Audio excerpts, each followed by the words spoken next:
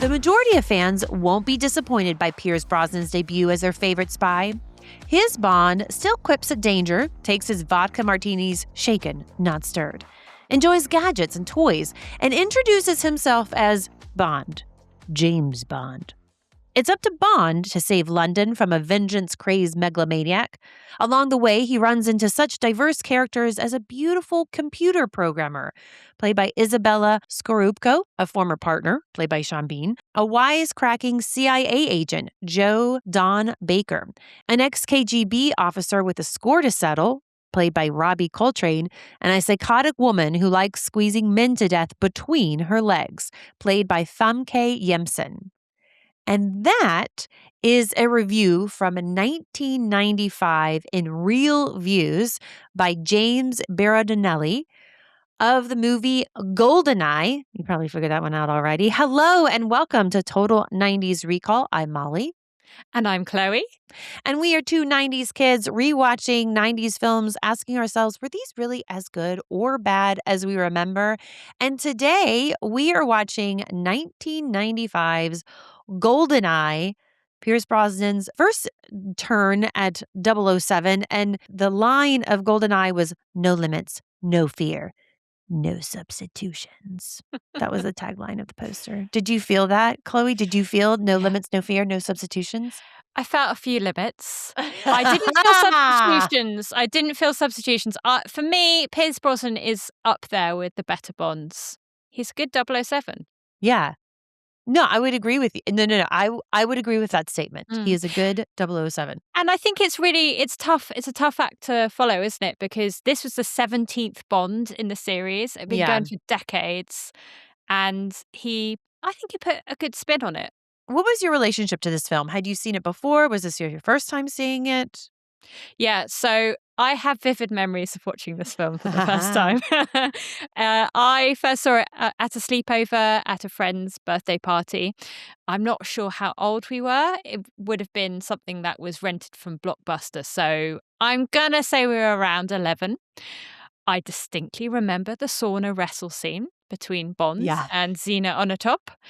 Yeah, rewatching all that with all the lines about, all these kind of quips about safe sex and foreplay. It's kind of weird to rewatch all of that now. And I also remember the opening bungee jump scene into the dam. Yes. That's very memorable. It's quite artistic.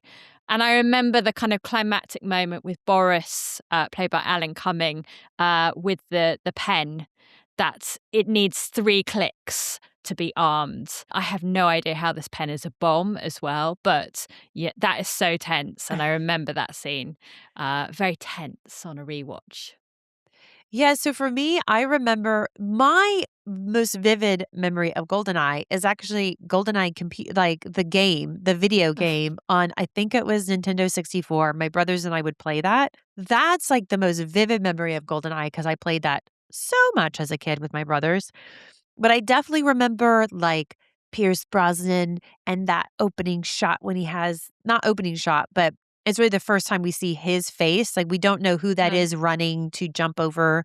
I guess it's a dam and, rope in. But then he opens the door and it's a really nice shot. You see his face and, we're introduced to this is a new Bond. So I remember that shot. I definitely remember Alan Cumming and actually his death, spoiler. Yeah. And I remember Famke. I remember her being in this. Yeah.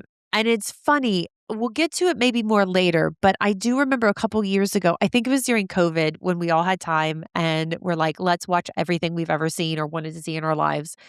And my husband and I watched it then. And yeah, a lot of the same feelings I had then, I had now. First, let's get into our time machine of film. So this came out on the 17th of November, 1995 in the U.S. and only a week later in the U.K., which is the right way. I mean, it's about a British spy. Yeah, exactly. We shouldn't be left waiting for our own super agent. No. It had a $60 million budget and its box office was, do you want to take a guess at its box office? I think it was massive. I believe huge. it was like one of the highest grossing movies of the year. Yeah, But I don't know the actual number. Yeah, it was 356.4 million. Mm. So not too shabby. It was It a was big number directed. in those days. Yes, I mean huge. I mean, let's face it. In these days, because the theaters aren't doing so well. In case people didn't know, go to the theater. Anyway, it was directed by Martin Campbell, who would go on to direct Casino Royale and also The Green Lantern. So peaks and troughs. You win some, you lose some. Yeah. The cinematographer was, I should have looked this, it's Phil Mailloux. I hope I'm saying that right. It's a French name. I'm sorry, Phil. But I bring it up because he also worked on Casino Royale and he was a regular collaborator with Martin Campbell. So I thought that was just, and I thought there was again, some really nice shots in this. So I wanted to bring that up. Starring Pierce Brosnan, his first of 4 turns as Bond. Sean Bean, Sean Bean, mate. Like we all know Sean Bean. We love Sean Bean. We're gonna get to more Sean Bean later, so we're just gonna leave it at Sean Bean for now. Izabella Scorupco, Famke Janssen, Joe Don Baker, Judi Dench, of course, Judi Dench, a film that Judi Dench got her paws on, and Alan Cumming. Multiple awards, multiple BAFTA nominees, and a lot of I bring this up because we're going to get into it, but nominees for achievement in special effects and sound, fair enough. Okay. Chloe, what was the log line of this film? According to IMDb, this is very pithy. When a powerful secret defense system is stolen, James Bond is assigned to stop a Russian crime syndicate from using it. And yeah, I mean, I think if we were to go into any more detail about the plot, then we would be in a coma. It's like all Bond films, it's very elaborate. There's lots of dead ends and various different things going on, a bunch of different random characters. You just let it wash over you and you watch it for the action. You do. I don't think you come to a Bond film for, in-depth characterization or for the complex plotting. I actually had a question for you, Molly. Yeah. I wonder, how big is Bond in the US? Like culturally, I mean. So I would say people love James Bond. Definitely for me growing up. So again, you've heard me talk about TBS. There's a basic cable channel in America, and like things just would run on repeat on that. And on Saturdays, Bond would be like 70s Bonds, like Sean Connery, like the old Bonds. So I've definitely seen a lot of Bond from TBS and growing up. We think it's so cool. We love our British spy. I don't know if it carries the same thing here, so I want to hear what you have to say, but it's definitely something we love. We probably idealize Bond and the spy that he is. It's loved. It's beloved in America. Yeah. Well, it's loved. What about you? I do I think there's it's the same but more over here, and I think it's got that kind of weight. It's kind of integral to, I guess, kind of classic Brit culture, and the films were on the telly all the time. It's the sort of thing that your dad would put on a Sunday afternoon. It was always on ITV. And I think there's kind of layers and layers of pop culture that's kind of, permeated with Bond. So it's things like, it's everything from like Alan Partridge sort of going, "Stop getting Bond wrong," to the 2012 Olympic ceremony, Oh my gosh, yeah. with the Queen skydiving from a plane or whatever. I loved that opening ceremony. I loved it so much. In the new Olympics, I was like, this ceremony sucks. We need to watch the London Olympics. And then even just last month on Amazon, there was a series called Bates starring Riz Ahmed, which is all about an actor who is kind of tapped to play Bond. And so like the speculation over who might be playing the new Bond and taking over from Daniel Craig is like, it's reached fever pitch. It's like, it's literally headline news. And so it is like this has this cultural weight, doesn't it? I completely agree. And it is this thing. I don't know. How do you feel about a non-Brit taking over Bond? Well, they have had that before, haven't they? Is George Lazenby? Yes, that was the guy that just did the one. He was an Australian. And then obviously Pearce Brosnan I think he's an Irish national. I don't know if he has dual nationality, but I think he's Irish. So he is a non-Brit. I wonder how the Irish felt about him playing. There is a little bit of me a conservative little bit of me in my heart that would feel a little bit like it would be wrong if an American played Bond. No, I get that. And I'm gonna say, I think it's partly because I think it's rare for Americans to do a really good British accent, English accent, and Yeah, there are reasons for that. vice versa. I don't always feel convinced by otherwise very good actors, British Agreed. actors, American accents. I think they always sound a little bit transatlantic. Yes. Yeah. No, I totally But agree. yeah, I don't know. I like. There's no reason really why an American couldn't play Bond. It just feels wrong. It does feel wrong. No, I totally get it. Jacob Elordi is Australian. He's been tossed around. Idris Elba for the longest time was Yeah. tossed around, who I would have loved to see, but I wonder if now he's a little too old. I hate Yeah. saying that. Though, if tomorrow they were like, Idris is going to do it, I'd be like, yes, I'm there. But no, I do feel you because also I feel, we'll get into it later, but when you think of Americans have we have other Yeah. spies. We have the Bourne series, we have Mission Impossible. There are others. And I feel like Bond is just quintessentially British. Yes. You know what I mean? I'm going to be protectionist about this industry. We're not going to never say never, but I do think that Bond is that is part of British identity. And I don't think there's It anything is a wrong little with bit that. like That's the fine. Ravens leaving the Tower of London. Like when they stop Yeah. making Bonds, which they kind of have for a long time now, then, it's almost like Britain will crumble or something. Yeah, exactly. Well, but we might already be there. And I mean, to be fair, we say all this, and Brosnan is an Irish actor. And he was a very popular Bond. I thought up until this point, he was besides Sean Connery, maybe Roger Moore. And up till this point, he made an amazing Bond, and he was definitely my favorite until Daniel Craig. So when you rewatched this, was there anything that you were surprised by? What were kind of your gut impressions, rewatching it? Well, I don't think I was surprised, other than in fairness, I think I was a little bit amused by how retro it felt. It felt a bit Yes. more retro than I was expecting. Yes. There's all the kind of innuendo and everything like that, which is kind of what you want or expect from Bond, except that I think post Daniel Craig, they tended to do different things with that innuendo, and kind of Bond was sometimes even the butt of the joke, or there was kind of a bit more. It was a bit more pointed and it was darker. So then when you come back to these Bonds, it's not as slapstick as the Roger Moore Bonds, Yeah. which are just sort of out and out silly. Yeah. And I have thoughts about about some of those, but it is interesting because it feels like it's got one foot in those old fashioned 60s 70s Bonds, and then one foot kind of tentatively towing into the 90s. Yeah. So, but ultimately I wasn't really too distracted with all of that. I was just enjoying it as an action movie. Yeah. For me, when we did Scream previously, look it up, it's in the channel. And we said that Scream was very much a 90s capsule, and I felt like this was this was too, but in a different way, and it landed differently. Whereas in Scream, I'm like, "Oh my god, I love this. Everything that's 90s about this." And for me rewatching this, it was very huh.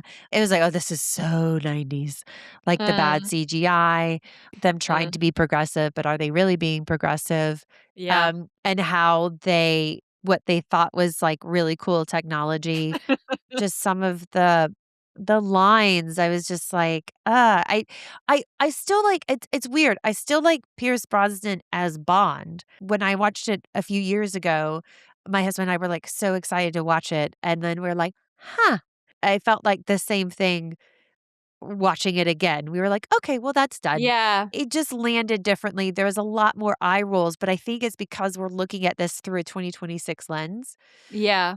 But I think the thing is, when it leans into what it does best, what Bond does best, it's great. So for me, I just had the most brilliant time watching Bond on the rampage in a T-52 tank through St. Petersburg. Yes. And some of that is also in the studios, and I think Leavesden or something. Yes. Recreated. And it's hilarious. Yes. It's really fun. It just keeps on getting more and more insane. Yes. You know, no, and I do completely agree with you. And it is a hoot in a lot of ways.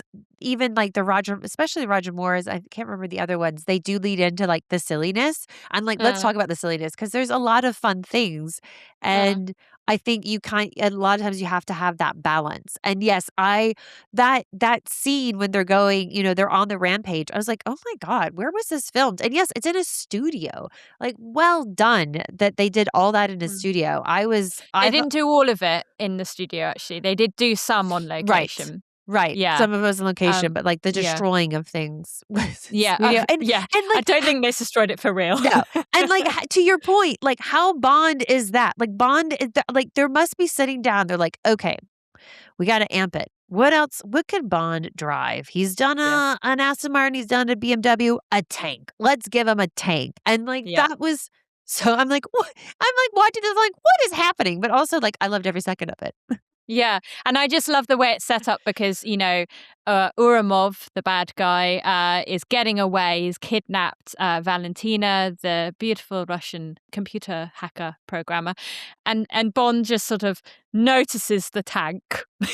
Yes. And you just know, you're like well. oh, okay. And then he just smashes through the wall behind them. Like, there's nothing that can stop him. He's just relentless.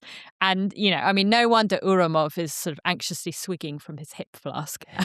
But yeah, it just carries on relentlessly. That like the car goes through kind of archways, sort of underpass through under some houses, and the tank just smashes all the way through that. All the soldiers that kind of go careering in after him and then fall into the canal. And then just when you think it's got to its maximum peak of ridiculousness, he then just kind of goes through a statue, an equestrian statue. Yeah. And the statue is like sort of just balanced, wobbling on top of this tank until it then gets kind of smashed into like a bridge or something. It's just crazy. And then you have over the top of it that classic Monty Norman Bond theme, and it's just like, yeah, this is what it means to be a British super spy. This is makes cinema. me patriotic. Yes, exactly.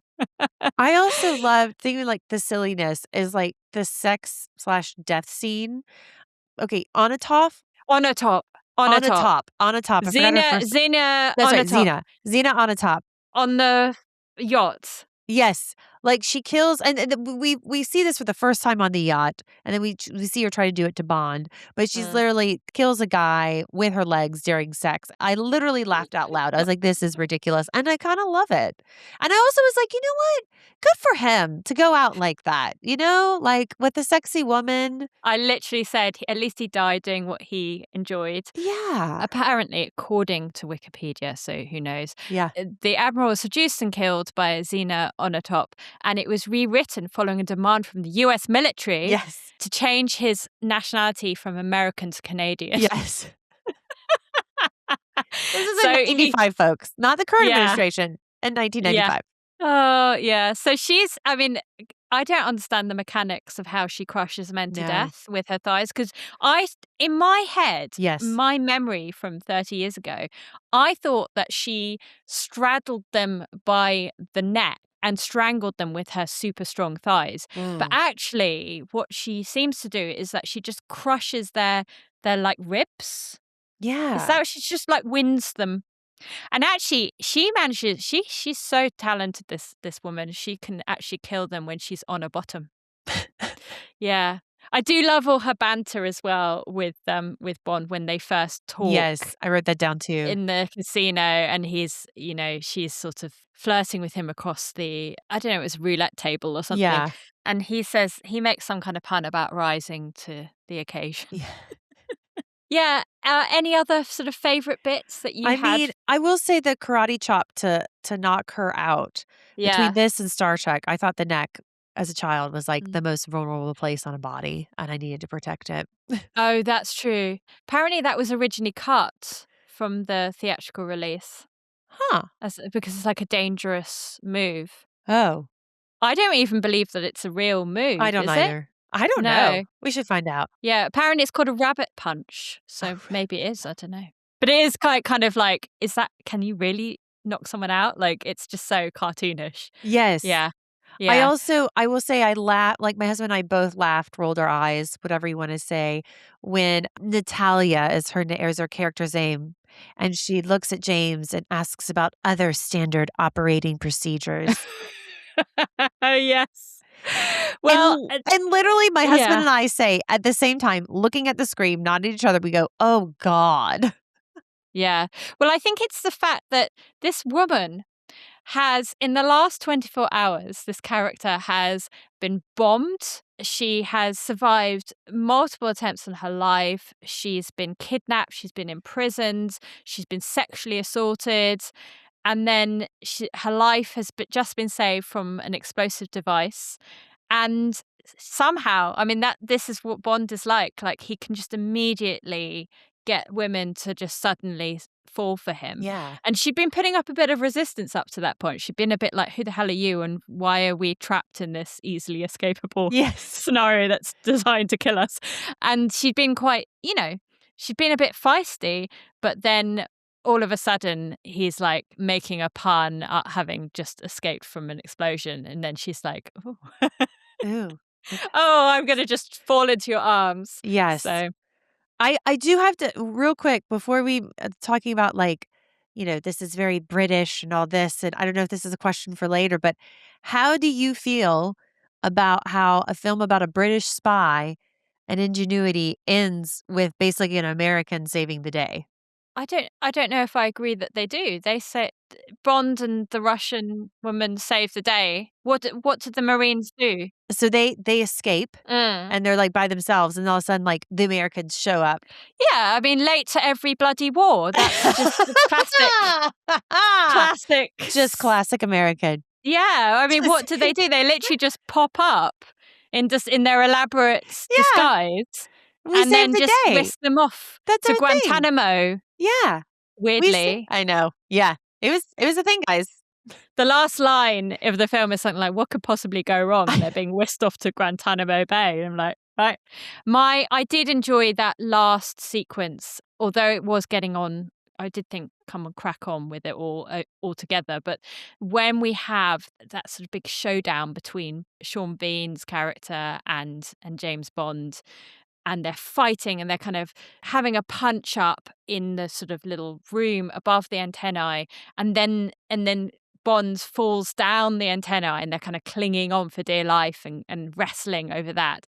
Thought that was a very enjoyable final sequence, because then it's kind of like it's kind of personal. It's like it comes down to these two men, and it's just more physical. And I think I enjoy Bond's more when it's those sorts of fights rather than just like a big explosion. Yes. The gadgets are fun, but some of those stunts are ridiculous. And at the beginning, you have Bond getting on a motorbike to chase after a plane, and the plane goes off the ledge and starts to fall, and because there's no pilot in it, and he just like rides the motorbike off the edge of the ledge, and then somehow his gravity is like more than the plane, so he catches up and can actually kind of like fly. Yes, into he's superhuman. He's Bond. He can do everything, Chloe. And then that I was kind of like, oh my God. There is actually, in The Man with the Golden Gun, a Roger Moore film, there is actually a moment where there's a car that kind of makes an impossible jump, and it flips and then lands, on the other side. And in that they literally have like a kind of like slide whistle sound effect where it's like, woo! literally like a cartoon. Right. And this sequence at the beginning of GoldenEye was almost that, but without the slide whistle. Yes. I feel like There is a Mission Impossible, a recent Mission Impossible. When I say recent, maybe the last 15 years. I don't know. Where That's it recent. I know, for us, it is. But he does something similar, is he takes a motorcycle and drives off a cliff and then dives, but maybe he doesn't catch a plane. I should have looked this up before I brought it up, but it did remind me. I'm like, I wonder if, like, Mission Impossible kind of borrowed Yeah. that from Bond. Yeah. Oh, probably. I think they're all borrowing from each other. Yeah. Yes.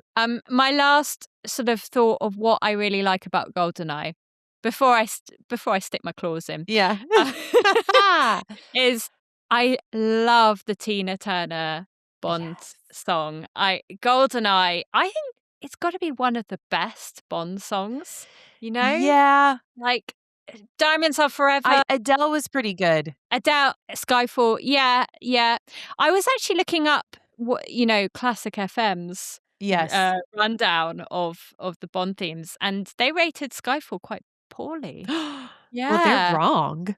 yeah. I mean, the thing is, like Shirley Bassey, Tina Turner, maybe Carly Simon. I think personally, I love the divas, and I Yeah. love like sort of Shirley Bassey's. I don't know. It's her delivery of sort of like Goldfinger, that kind of thing. But I love Tina Turner's Yes. GoldenEye because it's quite slinky, it's quite dark, Yes. it's great. So, and weirdly, that song was composed by. Do you know who composed it? Oh, it wasn't, oh gosh, oh God, You I was wouldn't. You wouldn't expect. It's a no, I surprise. wouldn't expect. I literally just listened to a podcast about 90s original songs, and they It said it, I was like, "What?" And I was like, "I yeah. need to remember that for the Old I." Anyway, tell me. It was composed by Bono and Yes! The Edge of U2. Yes! Yes. Weird, really weird, but there we go. I mean, I'm glad that Tina Turner performed it. Let's put it Yeah. that way. I mean, But it's Tina. yeah, yeah. So I had a ball with that. I love it. I have some thoughts about the credit sequence. We can get to that. I mean, one serious thing that I will say Yes. about this film, I think it's quite interesting. I don't want to get too deep with it, but this is the first Bond that was released after the collapse of the Soviet Union. Yeah. And so that's kind of interesting because Bond is this kind of Cold War being, this entity. He was forged in the fires of the Cold War, if that makes sense. Yeah.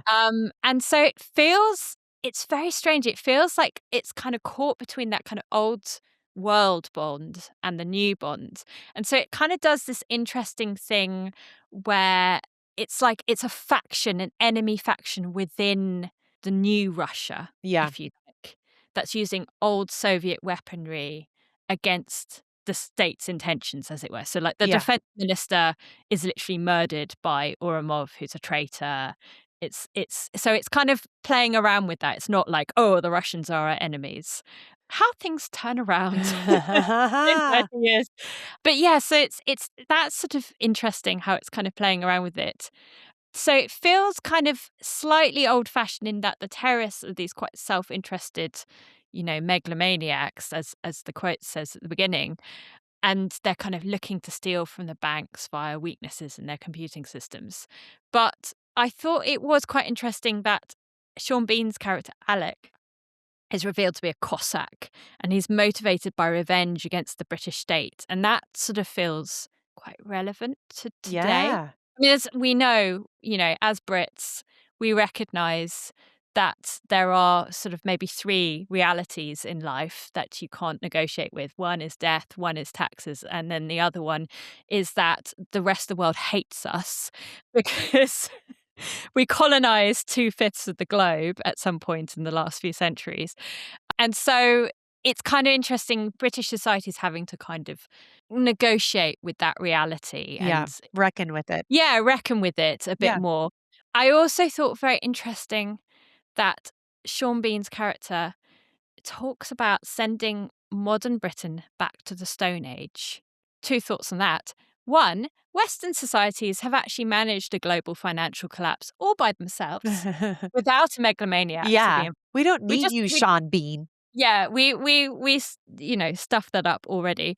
But also, it's very sinister now in 2026 because that's literally the rhetoric that Trump has been using about Yeah. his war on Iran. He Yep. literally talked about sending them back to the Stone Age. But the difference is Sean Bean is not president of the United States.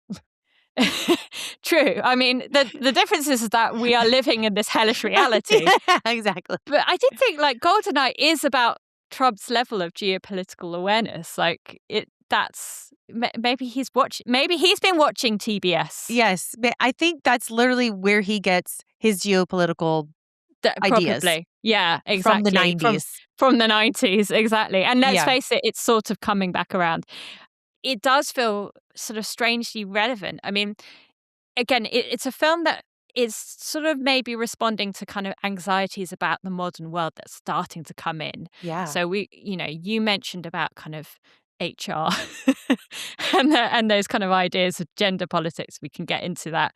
But like computing and hacking and the idea of weaknesses in our kind of joined up society via the internet. I mean, that is absolutely correct. Like banks and big businesses are genuinely being crippled on a regular basis by hackers from Russia. Yeah. Like that. And North that Korea genuinely, and a lot of places. Yeah, it's prophetic. Yeah. And then also, I think, that idea about Britain not being the good guys. Yeah. Bond's sort of when Sean Bean has his kind of statement about how the British betrayed the Cossacks to the Soviets at the end of the Second World War. So just to be clear, Britain repatriated non-combatant citizens as well as those who'd fought for the Axis powers, and they all went to the gulags. So that's what he's talking about, and he talks about that, and then Bond's response is not our finest hour, and I just thought, wow, that is actually that's quite interesting. Yeah. That they would kind of admit that weakness, that aspect of it. And Alex sort of says, England is about to learn the cost of betrayal, inflation adjusted for 1945.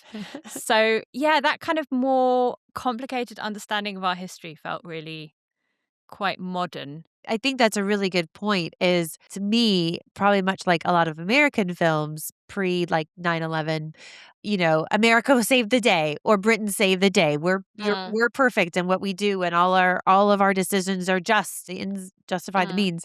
Whereas this is like, no, there's actually a reckoning. There are consequences to your actions. And I think that is a very modern take. And it was, this is the 90s, right? So Brosnan is bringing in a modern Bond to a point. But I think that is To a really interesting. point. To a point. Yes. We'll get into it. Before we move on, speaking of Sean Bean, we know that Sean Bean has died a lot. He dies, spoiler alert, he dies in GoldenEye. Do you want to guess how many times he has died in films, and only films, no TV? Well, how many films has he made? Yeah, so he's appeared in over 120 films. Oh, and television productions. So he's acted in over 100 movies. Over 100 movies. Okay. And how many of those films has he died in? Well, that's what I'm asking. Take a guess. Okay. 72. No, roughly 20. Oh. Yeah, but his rate is high. Okay. Sean Bean had said his worst ever on-screen death was being buried alive and don't say a word. They kept having to reshoot it using different compounds to cover him, and he described just watching the light slowly disappear. Oh God, that is actually quite nightmarish because that's not like a blood pack exploding. That's like actually deadly. So in this film, obviously he falls off, he falls to his death, and that's how he dies. Well, he's crushed by the antennae. And he's crushed by the antenna. He was pretty dead. He was pretty dead. Yeah. So if we were to describe this death, we would say he fell to his death and he was crushed by an antenna. And you might guess, is it GoldenEye? And so now we're going to play what movie did Sean Bean die in? So I'm going to give you a description and you tell me what film you think it is. Now we're going to start off easy, very easy. And these are very pithy. These are very short. And very spoilerish, I reckon. Yeah, probably. Yeah. Okay, so this is maybe the Okay. easiest, so therefore, like the shortest. He Okay. dies defending two small men he barely knows. Oh, it is Lord of the Rings, but is it the Two Towers? No, No, it's the Fellowship of yes, the Ring. yes, you're right. It's You Fellowship of had the it, you Ring. had it. Okay, Yeah, yeah, so yeah. you get it, you get it. Yeah, Okay, yeah, yeah. second one.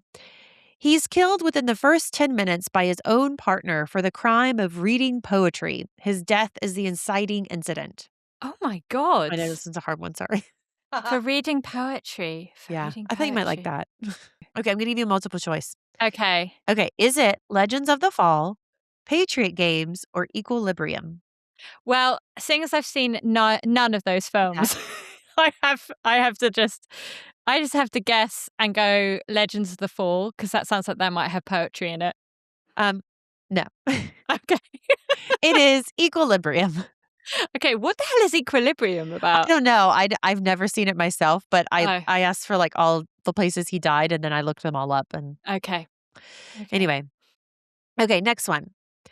Um, he play he plays God. He is ultimately killed by one of his own creations. I'm starting to think that maybe I've just not seen very many Sean Bean. I'm gonna give you multiple choice. Okay. The Island, Troy, or Essex Boys. Oh, who did he play in Troy? Oh, he played Odysseus. Oh no, he doesn't die in that. Correct, so we know it's not Troy. Okay. What was the other one? The Island. I have vague recollections of the island, so I'm gonna go with that. That is correct. The Yes. Island. Yeah, okay. I'm looking it Okay. up now, and I have very, very, very vague memories of that. I feel like it was panned It critically. was. Yes. Yes. Okay. Okay. He spends an entire film obsessively terrorizing Harrison Ford's family across continents. Oh my god.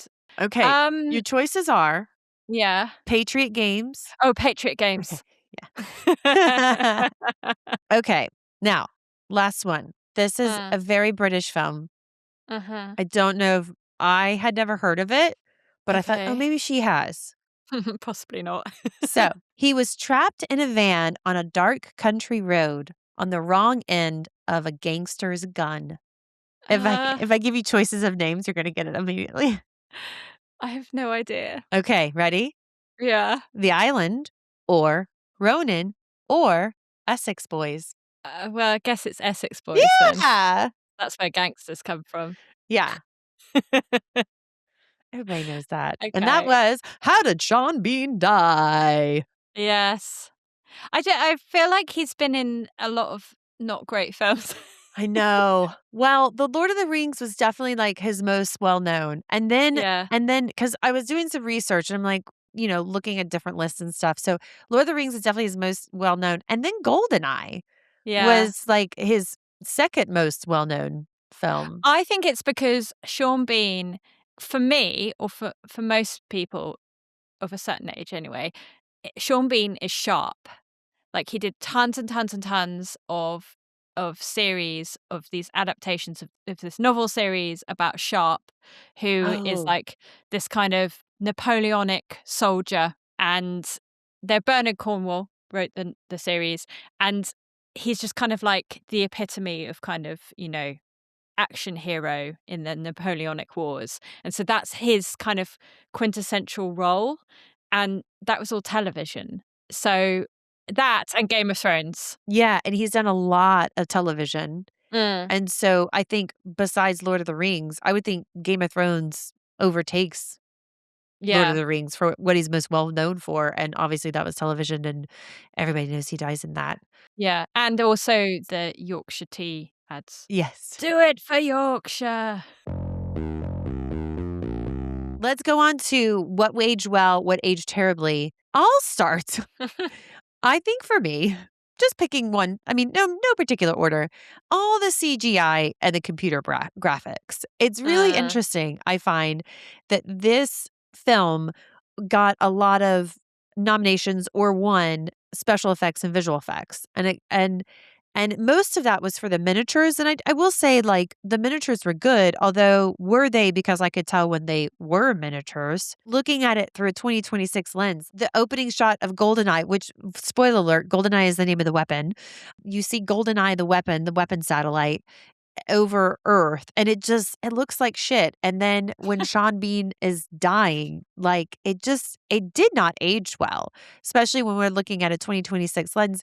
And this was 95, so this is 2 years after Jurassic Park, and it just makes you wonder if they were like, doing a lot of what they're doing now. It's like, oh, they have the CGI, we can just CGI it, we can just add it. I don't know. I don't know. What did you think? Yeah, I mean, I do think, particularly when the satellite is burning up in the atmosphere at the Yeah. end, it looks quite shonky, doesn't it?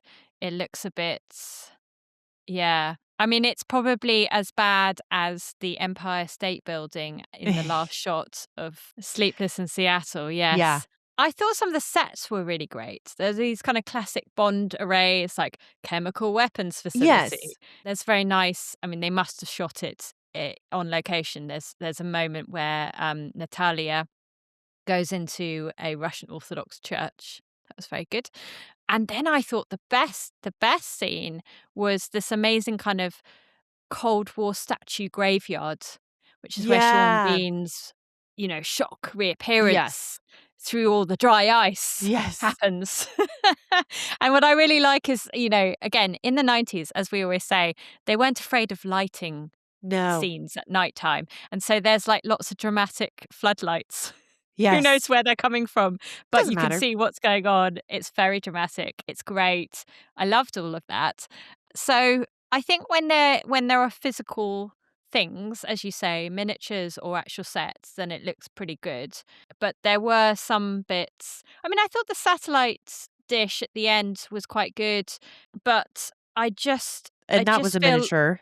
yeah, I felt like the explosions, they just felt a bit kind of, yeah, unbelievable. And Yes. sometimes when things were on fire, it looked like a bunch of little kind of matches were alight rather than like big fireballs or whatever. I didn't love it for the special effects, I agree. Yeah. And I was just surprised that it got so much notoriety. But again, this is the 90s, and we can look Uh, at back on it with a 2026 lens. And then the other thing that didn't age well for me uh, was, we said in that Reels review, was this line it takes on feminism. And it's also, it's, to me it feels very token.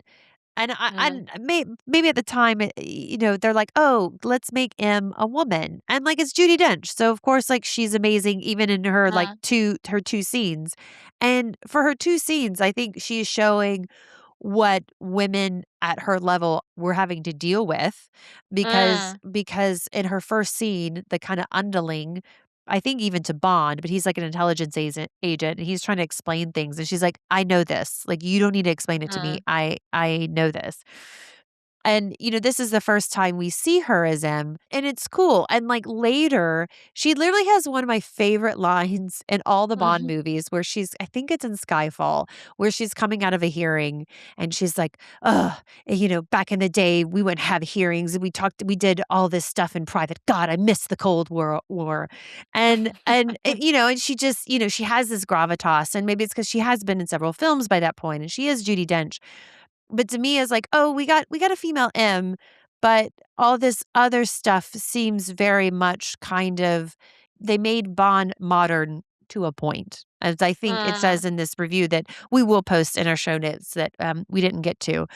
I just thought kind of the line that it was walking as far as, like, its treatment of women. Again, this is a Bond film, so of course, like, he's uh. gonna easily seduce a few women, and I get that, and that's what you get. And to be fair, like, I'm not a stick in the mud, but I did feel like, is M just a bit of a token character? Yeah. Yeah, I mean, I definitely agree. I think I was there feeling like the sexual politics.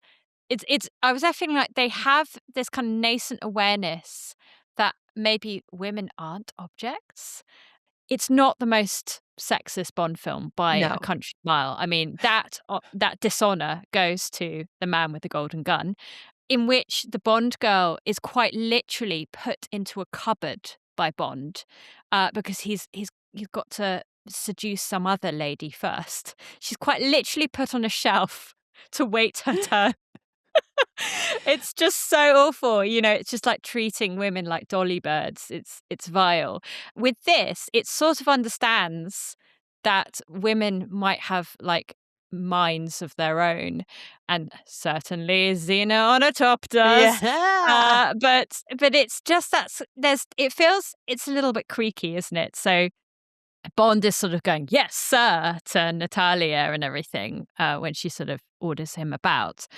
But it's sort of still merrily indulging in the fact that, like, you know, he can then just sort of make like a naff innuendo joke to her, and then like the knickers are coming off. Yeah. And so it kind of jumps into all of that because it's just so irresistible. You know, Miss Moneypenny just can't be serious with him. Later on, she's bantering with him about HR rules, and she's sort of like, oh, that might constitute sexual harassment. Yeah. And it's like almost like the screenwriters have heard of this, Yes. you know, this thing of Yes. sexual harassment and Yeah. HR and everything. In the same way that like maybe 15 years ago, everyone was making jokes about hashtags. Yeah. And it was like, oh, we've heard of this thing on social media. Yeah. We're gonna reference it in a really creaky way. And yeah, I mean, I said before, Natalia is quite smart and capable. Like she's saving the world. She's a computer hacker. Interesting that women were often portrayed as computer hackers in the 90s, because obviously the teen girl character is in Jurassic Park. Yeah. Yeah, so that it's interesting something was going on. But I will say she says she's not as good of a hacker or programmer as Alan Cumming's character, who I don't remember his name of. Yes. So she's good, but not that good. And the way that she cracks his password is that she just has to solve his really easy puzzle, which is basically wordplay in English, because note that all of the Russian characters, none of whom are played by actual Russians, speak English with a Russian accent to each other when they're alone together. Yes. Because I guess the screenwriters were like, oh, the audience can't be made to read that many subtitles. This isn't I know, I wrote the same thing. I was like, it's so convenient that Russians speak English when they're alone. Thank you. So useful. And they type in the sort of Western alphabet, the Roman alphabet, rather than the Cyrillic alphabet. Yeah. Thank you, Russians. So I do think there is something like it's trying to have it both ways. I mean, that's what Bond's always trying to do. But Judi Dench is the saving grace for her 2-3 scenes that she's in. I love her speech to Bond. It feels like something from a later Bond, from a Daniel Craig Bond. Yeah. She's having face down, as you say, this sort of fatuous underling in the incident room. She then has this line where she says, I think you're a sexist, misogynist dinosaur, a relic of the Cold War, whose boyish charms, though wasted on me, obviously appealed to that young woman I sent out to evaluate you. To which I question, why was M sending a young woman, Miss Moneypenny, out to evaluate Bond? That's sort of like lamb to the slaughter. I don't think it was Moneypenny. I think it was the woman who was in the car. I thought it was the same woman. No. 2 different women. God, 2 different women. I feel really bad now because I've mistaken a woman for. They all look alike to me. Typical. Typical. I'm more sexist than I realized. I know. Yeah. Do you know why Judi Dench did this film? She agreed to do it? No. Her husband wanted her to be a Bond girl. Oh, that's hilarious. He's like, I always knew you'd be a Bond girl. So apparently, Pearce Brosnan's late wife always dreamed that he would be Bond because she was a Bond girl, and sadly she died before he finally got cast. He was asked to do it in the early 80s, couldn't do it for contractual reasons, and then sadly she died, I think of cancer, and then years later he finally got to be Bond, so fulfilling her dream. So that's lovely, isn't it? It is. Was this his first wife? His first wife, yes. Yeah, because he's been married to his second wife for like 20-30 years. Yeah. I love that. That's very sweet. Yeah. Yeah. Yeah. So, I mean, I think Judi Dench, she's great. I mean, again, as a sort of thing of like, things are different now. There's a moment where Robbie Coltrane's Russian gangster sort of says, I hear the new M is a lady. And you're like, oh, yes, because women in power is just so novel. What do you think about the credit sequence? I loved it. Really? I wouldn't say I loved it. I thought it was when I watched it, I was like, well, this is classic Bond. Yeah. And I was kind of like, is this CGI? But Yeah. I loved Tina Turner. That's what Yeah, I mean yeah, I yeah. loved. I love Tina Yeah. Turner. You're allowed to love it if you Yeah. like. If you like the sight of, No. bikini-clad girls writhing sexily on old Soviet statues, if that's your thing. I mean, I laughed at that. I was like, Yes. what the hell is going on? Like, apparently this actually offended communist parties in India, the sight of these women cavorting over, like Lenin. But later on in the sequence, they're taking a sledgehammer to them. So it's like symbolic. Yeah. It's very Bond. There's always got to be some naked ladies. What do we think about Famke Janssen as Xenia Onatopp? I think she as like the baddie Bond girl was great. Like we'll get into how I felt she looked later, but Mhm. I thought she as a baddie Bond girl was good. I liked it. I mean, in terms of Xenia Onatopp, I mean, classically awful Bond girl, innuendo name. You know what? When I heard that, I was like, because Austin Powers movies, they Yeah. make fun of this, and you kind of forget. And then I watched this, and I was like, oh no, it was like bright on, like No, they are just ridiculous. genuinely, yeah, so that Bond can kind of raise cock an eyebrow in response to the name. I mean, I think Famke Janssen, she's dialing up this performance to sort of 11 stupid, and it kind of helps us to not take it too seriously. It's Yeah, like we're in silly territory here. I mean, it's such a mad character. She's like a kind of sexual psychopath, and she gets off from violence. Like she's literally kind of like spraying the room with gunfire whilst kind of making like arousal sounds. yeah. It's I don't think she's kind insane. of a psychopath. I think she is a sexual She is. psychopath. She gets Famke off has anytime she kills someone.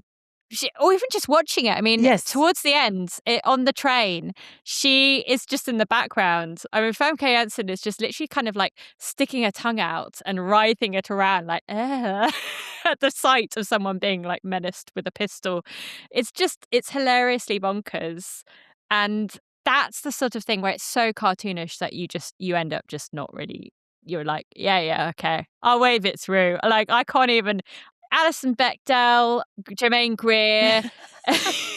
We no. have no thoughts at the sight of Xenia Onatopp. Like, what the hell? She's just camp as hell. Okay, so let's get to the most 90s stuff, moment, line, scene.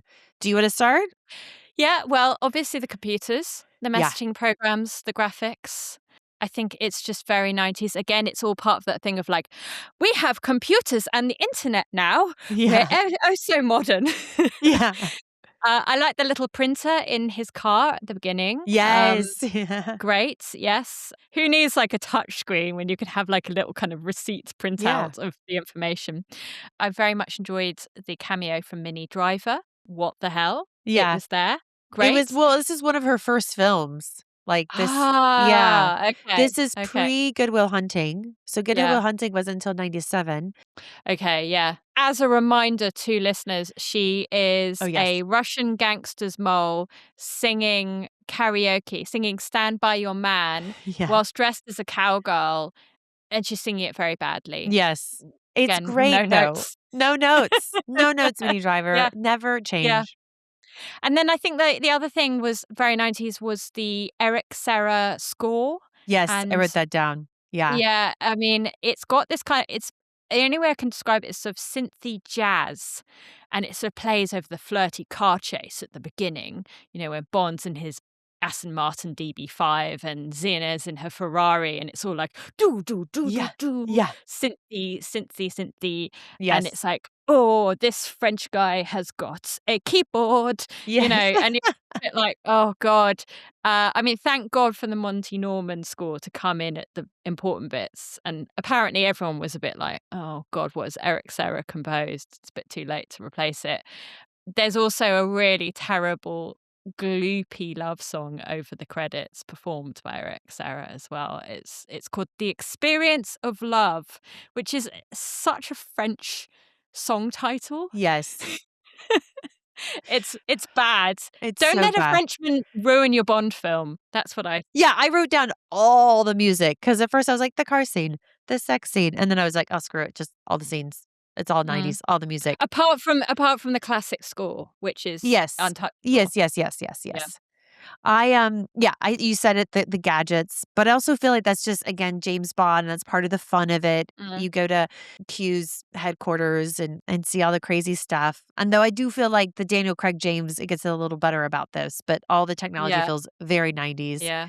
The jumping to avoid the blast, like everybody just like takes their whole body and like belly flops towards the camera to like avoid the blast. And I felt like was very 90s. The ADR, like the voiceovers, they're all like this on the mic, and it was all like "oh, God, cool," and then I was just like, "Oh, this is so 90s." I remember this. It was just, I don't think they understood mics and voiceover in the 90s. Maybe. Oh, harsh. I know, but it was like I was like, mates, just turn that down. Just turn that down a bit. Do you have any awards you want to give this? Most dangerous driving in a sports car, Famke Janssen. Yes. At the beginning.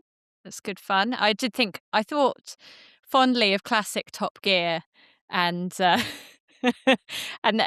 that's exactly the sort of thing that they would try and recreate in they old would, school yeah. Top Gear. Yeah.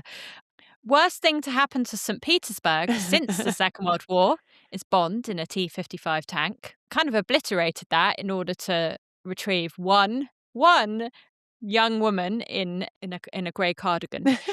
And then for me, I know you're gonna differ with me on this, but I absolutely love Famke Janssen's outfit at the casino. She's literally vampy. It's amazing. It looks like something that Dracula's widow would wear. It's just so I can agree with amazing. It's just great. So I called it Betrayed by the Glam Squad award because I like her dress, but like to me, and I think this may just be a 90s thing. She was 29 when she filmed this, and to me she just looked she looked older than that. But you know, with the hair and the eye makeup, and I just felt like she looked so much older than her 29. But also, to be fair, this is going to be a reoccurring thing because I think that's just the 90s. I feel like a lot of times when we watch things, you know, even from the 80s, we feel people are so much older than they are. So yeah, I didn't love her makeup. I liked her dress, but I didn't love her makeup. It's very stark, Yes. the makeup. You know, it was an era of lip liner, which is back, unfortunately. And very kind of heavy eye makeup with very kind of contrasting pale skin. Yeah. But I love your description as she's Dracula's wife. But if you're a drag queen, like, this is your inspiration. Get on it. Yeah. Like, she is amazing inspiration.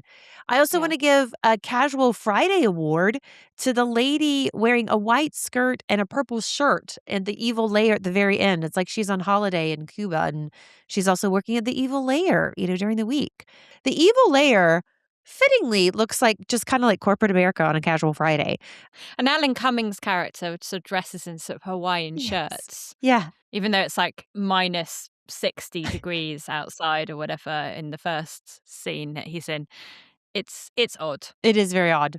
And then my last award, as we mentioned, Minnie Driver, I gave her the Small But Mighty award because she's only in there for 2 minutes, 5 minutes. I don't even know, but we're still talking about her and it was just pitch perfect. Yeah. What's the verdict we want to give this? Is this really as good as we remember? Is it worth returning to? Does it hold up? To me, it's a pretty solid Bond movie. I was surprised how much of it felt like a bit of a throwback to almost sort of Roger Moore era nonsense, but not as bad. Yes. Some of it. There's some great sequences. There's lots of atmosphere. Some very entertaining performances. The tank chase scene through the streets of St. Petersburg is just so over the top. It's just so brilliant. The triumphant Bond theme works so well with it. I just, as you can tell, I'm not a patriotic person. I felt patriotic at that point. Any film that can make Chloe feel patriotic is doing something right. I don't know, like my inner dad kind of was unleashed with that. And I think the final conflicts on the satellite dish, that fist fight, Sean Bean's shocking return, all of that is just, it's so great. I think the gadgets were a bit of a letdown. The BMW was literally there for product placement. It doesn't Yes. even get used. I mean, Yeah. it gets driven, but its missiles don't get Yes. used. What was the point? And I think its approach to gender politics is a bit here and there and nowhere kind of thing. But Judi Dench Yes. playing M for the first time is a revelation, and she is my M. Yes. She Agreed. cannot be surpassed. Yes, agreed. I think so mine's a little more nuanced. I think Pierce Brosnan is a great Bond. Like, I think Mm, he was a pitch perfect Bond, but I wouldn't come back to this film personally. Like, when it was done, we were sitting there and Alex was like, "Well, that's done." Like, "Oh, we're done. Like, don't need to come back to this." mm, It wasn't what I was expecting. If you haven't seen it or you do wanna be like, "What was Judi Dench like in her first Bond film?" Like, go see it. But mm, I wouldn't revisit it. I've seen it. I'm done. I might go play GoldenEye, the video game again if I got the chance, mm. but I wouldn't rewatch this. But No. if you want a nostalgia trip and you do like Bond, watch it if you haven't Yeah. watched it in a while, but I wouldn't return to it. I think my memories of watching it on that sleepover on VHS, I am actually fonder of those Yeah. memories than I am of the actual film. I think and to your point, I think I have fond memories playing GoldenEye with my brothers. Like, that was something we could actually, because of our age differences and, boys and girls, that was something we could do together and Mm. enjoy, and I loved that, and so I thought, "Oh, we were watching it, I'm gonna love it," and I didn't. Chloe, if somebody liked this, or maybe they didn't like it, and you wanna give a recommendation, maybe it's a vibe, maybe it's an actor, maybe it's a genre, what would you tell people to watch instead of this or after this? I have a few. I'm going to Yeah. speed through them. The Third Man, going right back to 1949, directed by Carol Reed, screenplay by Graham Greene, starring Orson Welles. It's just this very evocative post-war film noir. Vienna is all shadows and Yeah. menacing footsteps, and that scene in GoldenEye with the statue graveyard really reminded me of it. The tagline for that film was "Hunted by men, sought by women." Ooh. Women capitalized. So, yeah, they were great at taglines in 1949. And then a couple of Bond films, of course. So, On Her Majesty's Secret Service, 1969, directed by Peter R. Hunt, stars George Lazenby and Diana Rigg, and it's arguably the best Bond. Ooh. Oh, It's been a yes. while since I've seen it, so Yeah. I don't remember. I mean, I remember I liked it, but I don't remember the details. It has a very famous ending, and I won't say any more. But then, in terms of a modern Bond, Casino Royale, directed Yeah. by Martin Campbell, arguably, again, the best of the Daniel Craig Bonds. It's back to basics. It's darker, more brutal action. Bond is kind of portrayed as this blunt instrument when he needs to be, but he's Yeah. also very kind of urbane and cunning. And there's still nods to the glamour and gadgets. But I think its sort of new attitude is epitomized when he gives his order for a martini, and the waiter sort of says, "Shaken or stirred?" And Bond goes, "Do I look like I give a damn?" You're like, "Whoa, it's ripping up the rule book." Oof. So that was very entertaining, and, we were all very like, "Whoa, this is a new approach to Bonds," Yeah. back in, whenever it was. When did it come out? 2006. Yeah, so it yes, we were all very surprised in 2006. So then an alternative to the Bond's spy Yeah. is The Bourne Identity, 2002, directed by Doug Liman. And I think maybe Casino Royale was reacting to that, you could Mm. say. It's got Matt Damon as this ex-CIA sleeper agent with amnesia. It's got a great cast: Franco Yeah, it's great. Potente, Julia Stiles, Clive Owen, Brian Cox. And I think in many ways, it's like this reset of spy action thrillers. And yeah, that's why those later Bonds kind of changed tack to become grittier and have the hero kind of more, straightforward, fewer quips. It's just really influential. It's often associated with shaky cam, but actually I think it's Paul Greengrass's sequels that use that. And this has Yeah. kind of got some handheld camera. It's just great. Yeah, it's a Um, great, great film. So yeah. glad you said that. Yes. And then I have a Joker suggestion. Okay. If you love Bond for all the wrong reasons, then watch Austin Powers, International Man of Mystery from Yes. 1997, directed by Jay Roach, starring and written by Mike Myers. It sends up the classic Bond series in the most silly way possible. And it is a film of my heart. I watched it so much when I was a teenager. Future episode. Oh, yes. Great films. Great. So mine quickly, the most recent is from 2025, just last year, Black Bag, Steven Soderbergh. I think it came out in the summer, and I don't know why more people did talk about it. I loved it. It's kind of Soderbergh at his best. So Kate Blanchett and Michael Fassbender are married MI6 operatives, and their relationship is kind of tested when one suspects the other of treason. It's a tight 90-minute film, typical Soderbergh. So Black Bag, I highly recommend it. I love it. You'll be it's just, again, it's just so tight, and it just, I love it. And it's less about the action, isn't it? It's more about the Yes. mind games. It's definitely about the mind games, totally. But if you want the action, Mission Impossible, the original, I will say there's been other Mission Impossibles I also liked, but I haven't seen them in a while, so I don't want to recommend those. But Mission Impossible, the original one, I saw within the last 2 months, and it was rewatching that was really fun.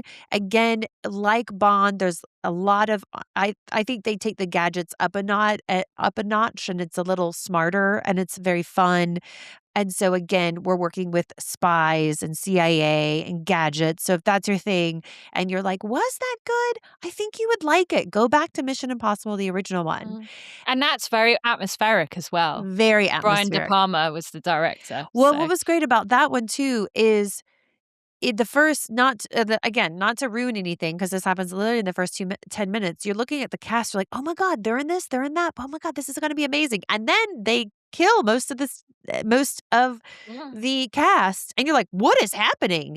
And I really like that. And yeah, Brian De Palma, who, like Scarface among many others, but it was really just tight, slick, and very surprising. And it wasn't like the later Mission Impossible. And that's not a knock. That's not a knock to later Mission Impossibles. But it's not as bombastic. It's not as bombastic. No. Still, there is obviously everybody knows the scene where he's suspended. So there is still stunts that are like suspended in disbelief, but not as bombastic, and just really clever and smart. And then the last film I would say is, if you've already seen Casino Royale or you can't find it, go see Skyfall from 2012. I go back and forth, which is my favorite, Casino Royale or Skyfall. I'll watch Skyfall. I'm like, nope, this is my favorite. And then I'll watch Casino Royale. I'm like, no, this is my favorite. So have a fight with yourself. You'll see Judi Dench again as M, and it's Sam Mendes. And I think that wasn't his last one. But anyway, really fun. It gets more into, again, it's that darker Bond. It gets more into his backstory than the psyche of Bond. And so, and it has a really good Adele. I think it's a good Adele song. Whatever the top charts thinks, I like the Adele song. So Skyfall from 2012. And that's it. Anything else we want to say before we sign off, Chloe? No, I'm literally speechless. Great. Well, this has been Total 90s Recall. You can find us on Instagram at Total 90s Recall. That's Total 90S Recall. We're now on Letterboxd, so make sure you go on there, follow us. We'll follow you back. We're putting our recommendations on there. We're on YouTube, loving the comments on there. Please keep commenting, comment on our Instagram. And the next time that you are in a tank going through St. Petersburg, tell your friends about Total 90s Recall. Likes and reviews and 5-star ratings really help with our discoverability. So if you are liking this, please give us a review and a like. We appreciate it. I've been Molly. And I'm Chloe. And we'll see you at the movies.